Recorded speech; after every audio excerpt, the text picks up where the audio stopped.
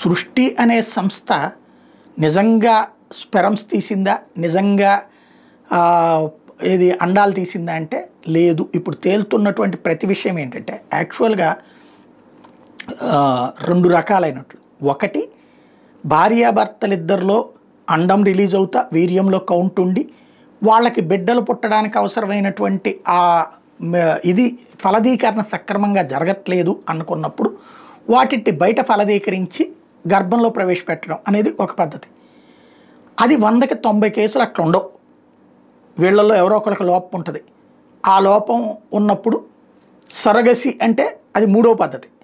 ఈ లోపం ఉన్నప్పుడు భర్తలో లోపం ఉండి భార్యలో లోపం లేకపోతే, భర్త వీర్యంలో కౌంట్ లేకపోతే వేరే వాళ్ళ వీర్యాన్ని పెట్టి వీళ్ళ అండంతో ఫలదీకరించి ఆ తర్వాత ఈ గర్భంలోకి ప్రవేశపెట్టచ్చు.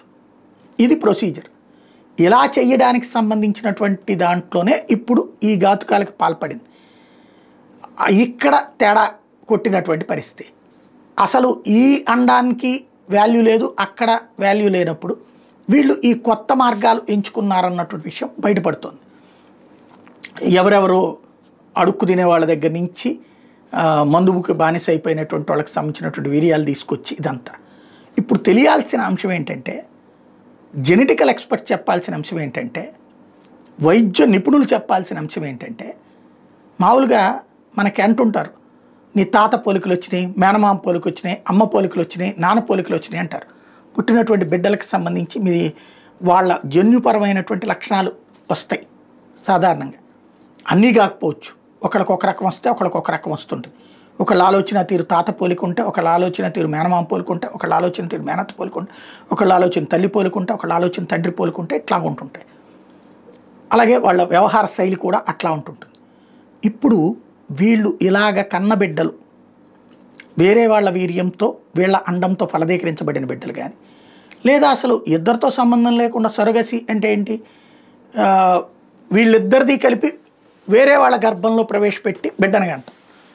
అలా కూడా 90% ఉండవు. కాబట్టి వాళ్ళెవరో కన్నబిడ్డల్ని, వాళ్ళు ఎవరి ద్వారా ఎవరి వాళ్ళో కన్నబిడ్డల్ని తీసుకొచ్చి ఇవ్వడం. వాస్తవంగా ఈ కేసు ఇప్పుడు చర్చకు వచ్చింది కదా.